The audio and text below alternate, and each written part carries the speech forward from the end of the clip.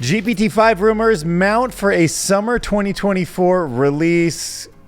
This is going to be this year. Deepmind's AI-powered soccer bots can now bend it like Beckham. Adi Osmani is getting hands-on with Gemini 1.5. Adobe AI has released a new image to vector converter, which means your grandpa can zoom in as much as he wants. TikTok is about to release AI-powered ads read by AI-powered avatars delivered by an AI-powered algorithm to take your real money. A bunch of doctors a little bit loath, but mostly applaud a new AI framework that can generate multiple plausible answers for an image. But first, fingers crossed, let's hope that we're still 72% of the way to AGI. And we are still the species with the highest intellect on Earth. Feels good, doesn't it? Feels really good. Enjoy it while it lasts. All right, let's talk about GPT-5 rumors. We heard maybe in the summer. I didn't really believe it. More and more and more leaks. I think I believe it now. I mean, I guess I shouldn't be that surprised. I mean, we've seen the $100 billion Microsoft's putting into this. We know the whole company's revolving around it. We know that they are in first place and need to keep that lead. We know that they're now the world's biggest company and have plenty of cash to burn on this. The investors love that they're doing it. So you know what? Even if it's 5, 6, 7 trillion parameters, which we'll talk about in a second, I think it's coming really soon. Here's what we know. Sam says it's going to be materially better. Multimodal, maybe. An anonymous CEO claims to have inside information, says a few months away. So here's what we're thinking about parameter size. GPT-3, 175 billion parameters.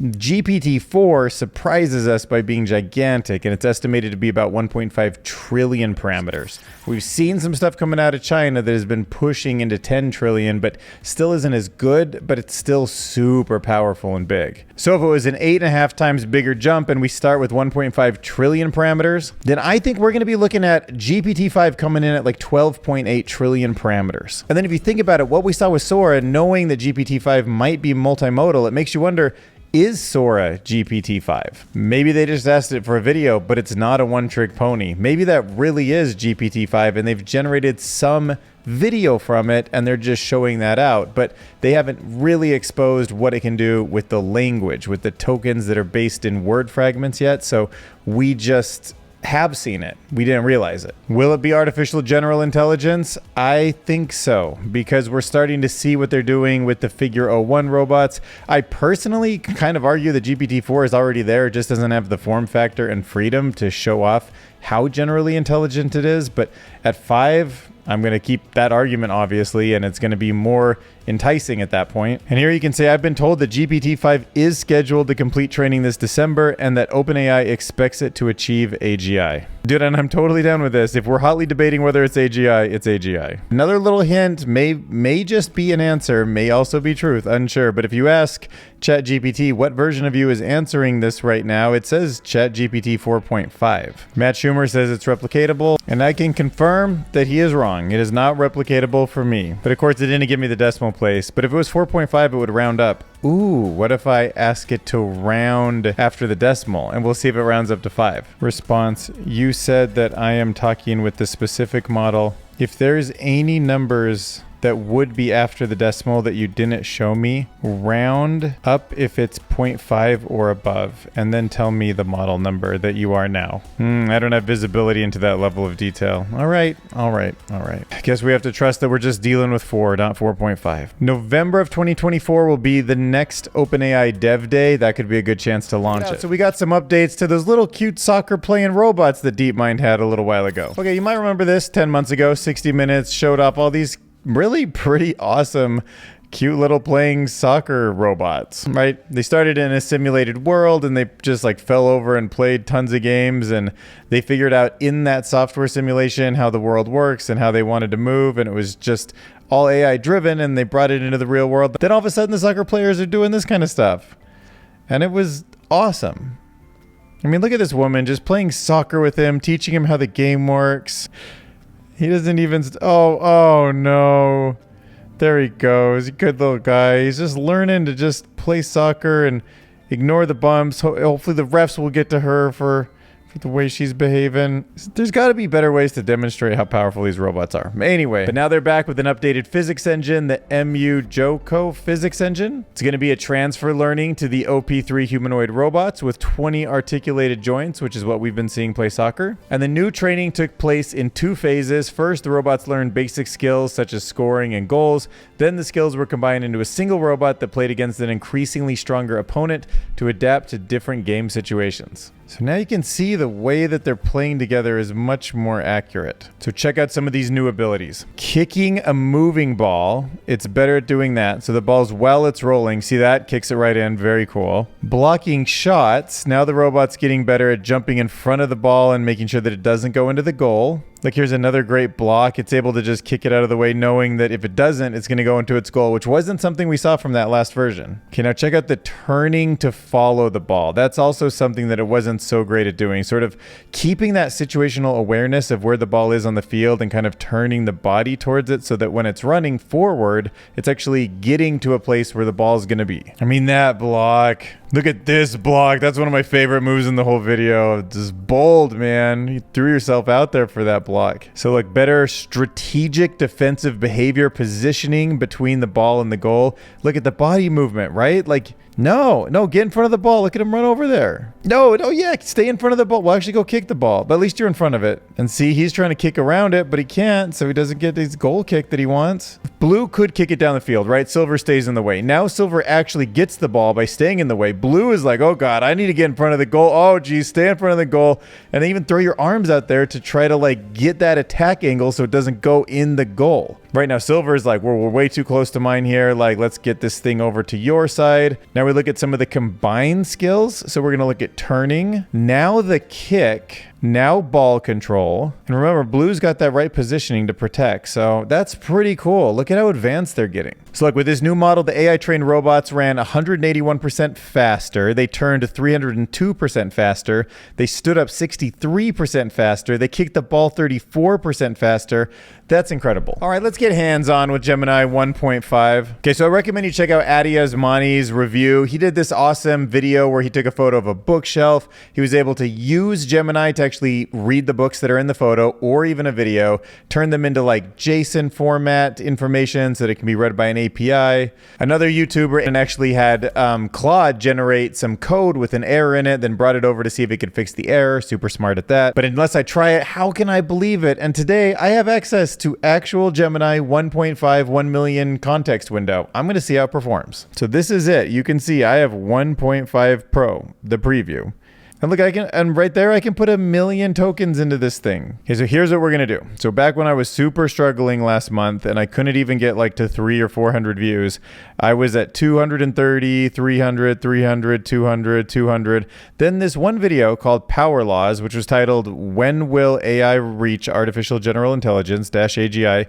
And ask like, what was it about that video that performed better than average? So to give you some context, this is the full video that I uploaded. It is 12 minutes long, 578 megabytes just for a single file. This is a large video. You can use the API keys so you can build some stuff with a script or with Python somewhere else. You can also use it by kind of navigating through your files and asking questions. Of course, Gemini is getting integrated into Google Docs and things like that anyhow. So full video is going to take up 203,845 tokens. And now along with that video in plain text, I'm just going to ask it, why when this video is uploaded to my YouTube channel, did it outperform my other videos? Question mark. What lessons can I learn from this video for future videos to help them get more views?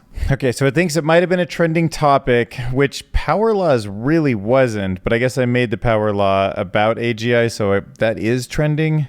See, it appears to a clear target audience. I don't know about that. The video appears to target individuals interested in AI, technology, and the future of humanity. So let me ask a few questions about this video.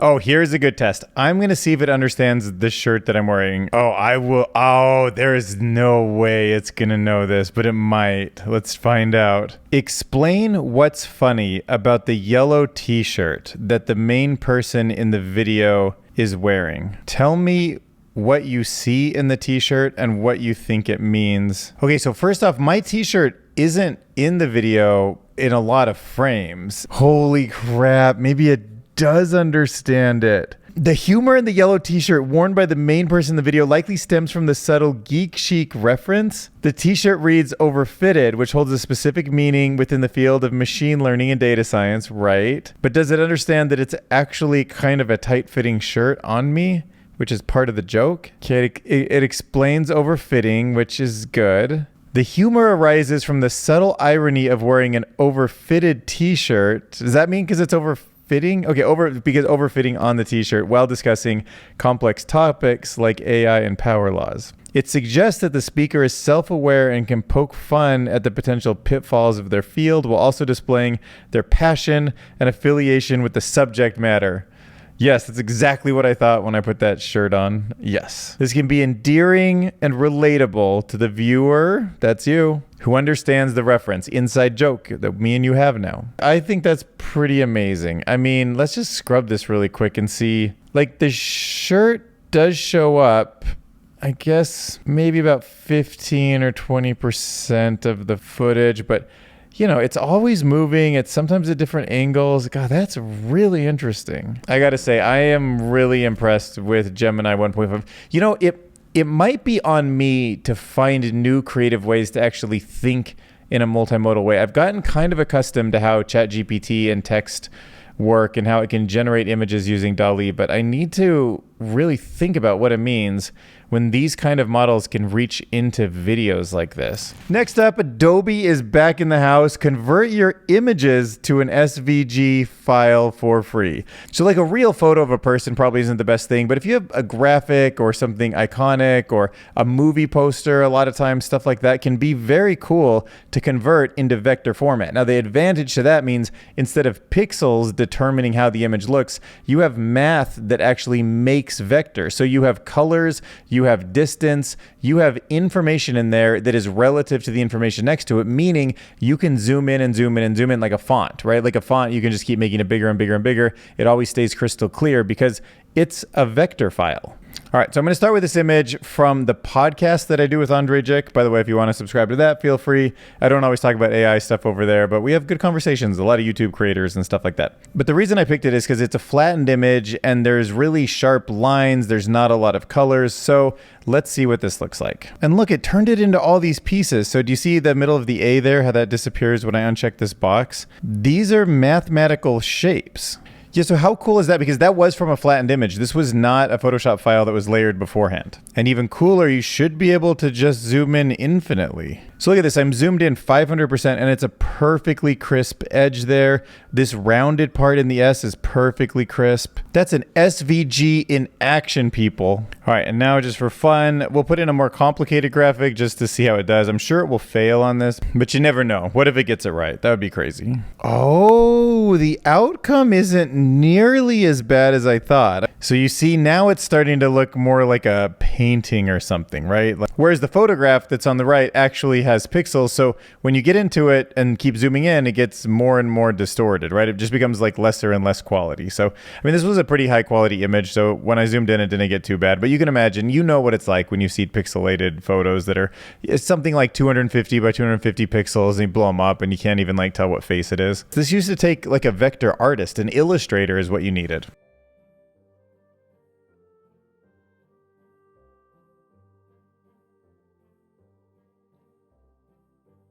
All right, so artificial intelligence obviously is getting pretty good at doing a lot of stuff, including selling us crap. And what would be better than to stick it into one of the world's biggest social networks, TikTok, so that it can sell crap to a bunch of young kids? Let's do that, and then every other social network will follow for sure. TikTok is thinking about introducing AI avatars onto its platform that could act like virtual influencers, right? Beautiful woman, super cool guy, somebody that matches your ethnicity, gender, whatever you want, just put it up on a fly, and then probably even find out which one of those avatars sell better than others and start some like evolutionary process and make sure it's customized for each individual person.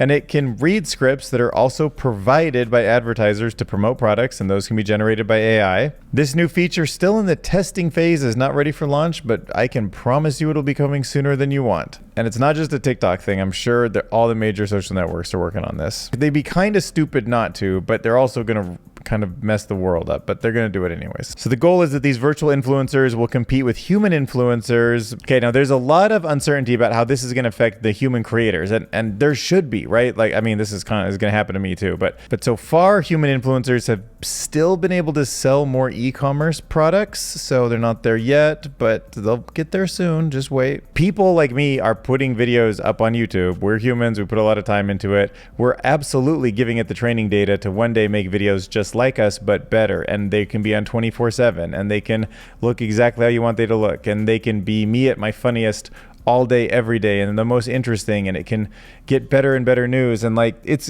impossible. Like, I'm never going to be able to compete with that when that day comes, right? Like, at that point, the social network doesn't need humans at all. It's used us all up. It has the data that it needs to generate the most addictive, most interesting, most compelling, newsworthy videos that you could ever want. And then it's just, then we're just done. And they also note that TikTok has ended a big fund that they had that was actually paying creators to create content. So you're probably like, why am I paying humans? Just put that money into developing some AI. All right, so now let's talk about this very interesting new medical tool called Tyke. This is an artificial intelligence that loves fuzziness in images. Blurry, streaky, dotted, dusty, loves it. Now, what's different about it is a lot of models, they come to some kind of conclusion, right? When you ask a question to ChatGPT, it comes out with a specific answer. There's a lot of things happening based on the way the latent space is like bringing all the tokens up, but it's not multiple things at the end of the day. It just hones in on a final product. The same way our human brain does, by the way. There's a lot of things that could come out of my mouth next, but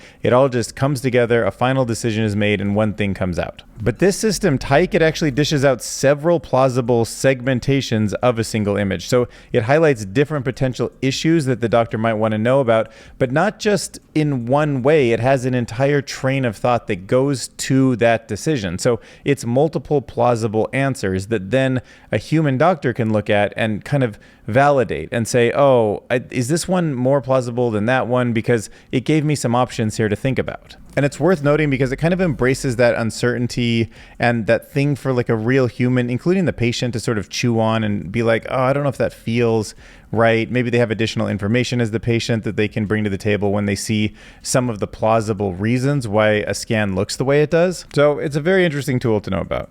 First paper for today is called Leave No Context Behind: Efficient Infinite Context Transformers with Infinite Attention. So this paper is introducing a new mechanism called infinite attention. All right, and the goal is to take these transformer-based models like ChatGPT or Gemini and make them infinite length context windows. Now, Gemini, we just saw, had 1 million. 1 million is quite a bit. But if you think about it, 1 million is very close to zero compared to infinite. In fact, it's almost infinitely close to zero. Check out Hilbert's Infinite Hotel for more on that. So the key innovation here is the way they integrated the memory into the context window. So it kind of goes one by one, no matter how much you put in. And in that complicated math, there's some special sauce there that both short and long-term context windows in the same transformer block stay in balance. And the result is that it makes it easier for large language models to process extremely long documents, entire books and whatnot, without sacrificing any speed, performance, and they still achieve state-of-the-art in long context benchmarks and book summarization tasks. So it's a smarter way for these systems to look at a lot of information at the same time. All right, so this new paper coming out of Microsoft, row 1, is the introduction of a new large language model. But it's an improvement to some of the others because what it does is it uses something called SLM, which is selective language modeling. It almost feels like attention to the tokens, but they call it selectively focusing on, quote, useful tokens during the training. So previous methods like the ChatGPT 250,000 tokens treated them all equal. Like they're all in a latent space, they get moved around, they're in some position, but they're pretty much just all able to be moved with the same amount of computation.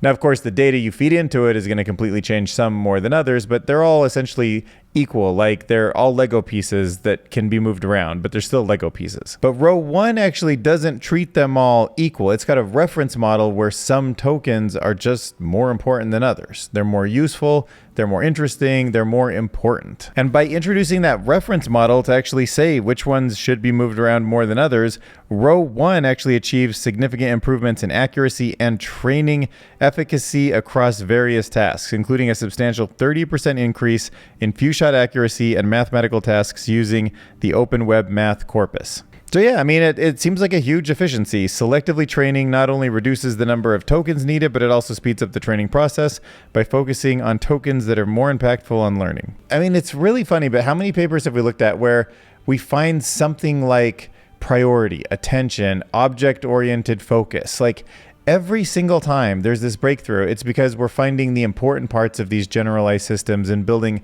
other systems to figure out the most important parts of those. It's like that thing works, but what's important about why it works is that thing, and what's important about that thing is that thing, and what's important about that thing is that thing, and it just like branches off. Anyways, next up, OSWorld, benchmarking multimodal agents for open-ended tasks in real computer environments. See some research coming out of Salesforce for once. Welcome to the club, everyone. Be a big company. I know they do a lot of AI stuff too, but I just don't see them in the paper world too much. So let's see what their R&D department is cooking up here. This paper is introducing a novel benchmark that is for testing multimodal agents across different operating systems. Ubuntu, Windows, Mac OS, gotta test them all. Now the reason the researchers are investigating this, it actually makes sense when you think about the kind of company Salesforce is, but basically LLMs are working in environments that aren't accurately reflecting the diversity of complex real-world computer usage. Right? ChatGPT right now is sitting on a specialized server with a specialized API, but it's not out here in the real world working on iOS and Android phones and on Windows systems. So OSWorld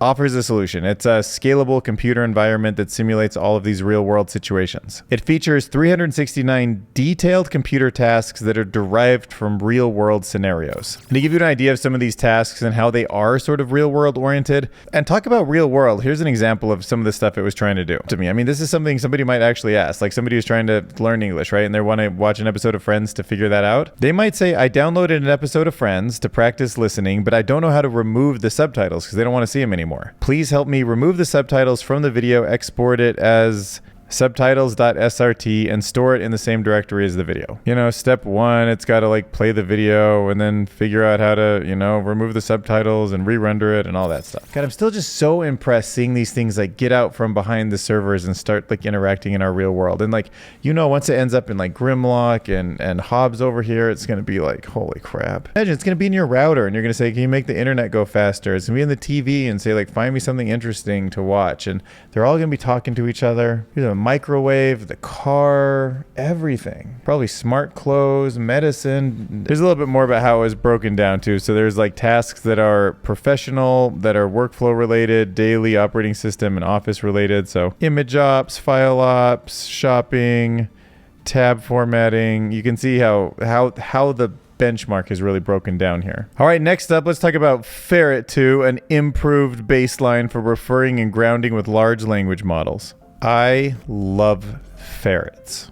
They're so weird. I mean, I've never owned one, but one time I had in the building I lived in, a guy in my on my floor had a ferret, and we all had doors that you could like big cracks underneath them, and the ferret could like get in and out of all of our units. It was crazy, but we all loved it. It was a long time ago, but he was just so cute and friendly. And I was like one of the first people to have one of those robot vacuums. Are you surprised? He would jump on it and play with it and all that stuff. It was really cute. Before we break this paper down, we also should show Ferret the original, because if you notice, like we're about to talk about Ferret V2. So this paper Ferret, which is refer and ground anything, anywhere at any granularity, is the introduction of what was new, and now it's a little bit old, but it was a multimodal large language model that was designed to perform spatial referring and grounding tasks with any shape or granularity. So basically, like it's supposed to see something in space and like know how it should like fit on the ground and what angle it's at, and then from there it should be able to deduce like how shadows and things might interact with it. All right, so it's integrating discrete coordinates with continual visual features for better regional representation in images. So continuous visual features, let's say, I think that means something like a shadow, for better regional representation, meaning that it fits in the region it's supposed to. And also, along with releasing the model, they had like, I think, millions of images. Yeah, 1.1 million samples to help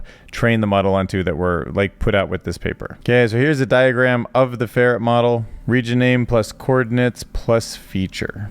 But the point of it all was to cut down on object hallucinations. It was just about actually seeing objects and images, understanding kind of how they are in the world, almost like understanding the physics. So then fast forward a number of months and we have Ferret V2, an improved baseline. All right, and this example is very complicated, and you can see all these little pieces that are cut out from this giant images, and it shows the comparison between the Ferret V2 superior referencing and grounding abilities over Ferret, the older one that was launched in 2023. Particularly now it's better at identifying objects and text within small regions. So they zoomed in on a region only for clear visualization, but actually it was able to see all of those tiny little things just from the main pixel base of the photo. So they're saying like all these little zoomed in pieces they added because it actually was able to see those, and the human eye can't really even do it that well. And it did all of this with only a 7 billion parameter model. So really not that big. So it's probably trying to say like, what if we scale this thing up? How good is it going to do? So here's a question.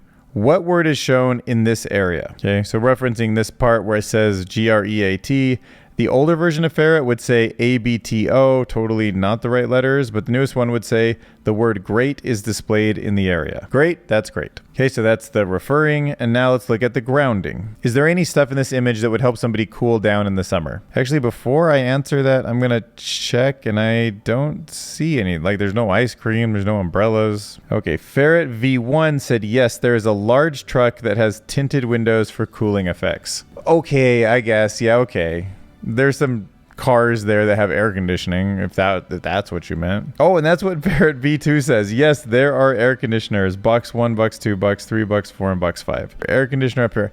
I didn't see that. I didn't even think. That's crazy. I guess if I would have really looked at this image for a long time, but at least from this viewpoint, they didn't pop out at me as that noticeable, but I guess I should have zoomed in a little. But that's impressive. Ferret V2 caught it. They are located at different places to provide cooling to the people in the building. Ferret V2, some impressive stuff. Let's go check out the last video I put up on Dylan Curious, see how we did. Yeah, Waldo slapped hard by AI Tiny Hands. I experimented with another title. I'd love to hear your thoughts if you like that one, but it was also Waldo and then the B word with asterisk, CH. So it kind of like Waldo blink, you know, B slapped hard. But I only put that up for a minute, and I was like, dude, I don't want to go that far into just like making you upset. And also I think the algorithm might know swear words and stuff, and I don't want that for my brand anyway. So I took that out, but I did leave it as Waldo slapped hard by AI Tiny Hands, because I thought that might be like, what? And seeing Waldo there in that hand. So you kind of see in the first 24 hours, people really liked it. I was getting 10% click-through rate, and even 7 or 8 stays pretty high. 5 and 6 starts to get into that realm where I don't think I'm going to make it into the next batch of impressions, but by the time the 24 hours was filled up, I was getting some kind of really low numbers, like 2, 5, and 2. So I'm guessing this wasn't really that good of a thumbnail title, but the people who like me liked it first because they saw it first. And then as YouTube was like, oh, do other people like it? People were not just digging it. So I don't know. Maybe I shouldn't have put my face in this one and maybe done something different with Waldo. I don't know. I kind of wish I would have spent more time generating a Waldo image or something that maybe had a more shocked look. But it did get 20,000 impressions, which I'm always thankful for. You know, it made a couple dollars. Nothing wrong with that. And I feel like if I'm gaining subscribers, even if it's like 25 to 50 every video, like that will add up. And that might get me to a place where one day this channel can help me make a living. Looking at the retention, it wasn't too bad. I mean, we actually kept 50% of people at the 1 minute mark, which is pretty good. And you remember compared to my last video, I had more people had dropped off, and they stayed for 7 minutes, and considering it's a 27-minute video, I mean, it shows the average person watched about a third of the video, which once again isn't too bad.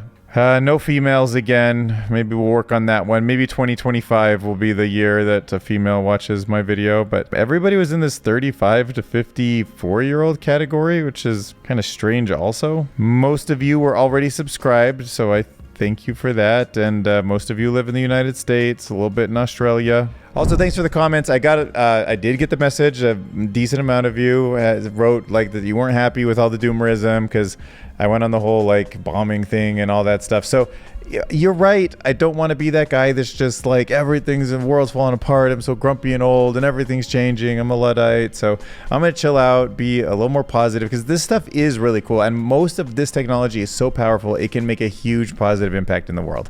And of course, you know, deep down, if you ask me my opinion, you know, my P-Doom is high. I'm very nervous about how this is all going to play out. But that doesn't mean when these innovations are happening, we need to like always frame it that way. So I'm going to try to be, you know, more positive. I also had one person reaching out saying that they suggested I talk to another YouTuber, this guy Tim from Theoretically Media, because he's going to be in Las Vegas for the NAB conference, right? And it is going to be the NAB conference this week. And I am actually going to be on a panel, not like a big one or anything, but I was able to just do some emails and be on a little AI panel that's AI tools for creators. So we'll see how that goes. And I got an email from Tim saying he might, you know, hang out, do a podcast thing or something. So I don't want to promise it because like if it doesn't happen, it hasn't happened yet, haven't met him yet, but maybe at NAB I'll get a chance to chat with him, and he does some really cool AI stuff, so I'm excited about that. Yeah, and in the next video I'll let you know how the panel goes. So yeah, thanks for watching. Smash subscribe, share it. If you could maybe put it on a watch list, that might be an interesting thing to help the algorithm. A super chat, even if it's like 10 cents, that still feels like that signals like a real strong love for a channel because it's like actual money on the line. Let me know if there's like a Discord I should go to. I want to post this in more locations, but I don't want to be spammy or anything too. So if you have any ideas of how I could market it better, let me know. My email is already at the top there, so you can like email me or just put it in the comments. We can talk publicly. I don't care. Thanks for watching.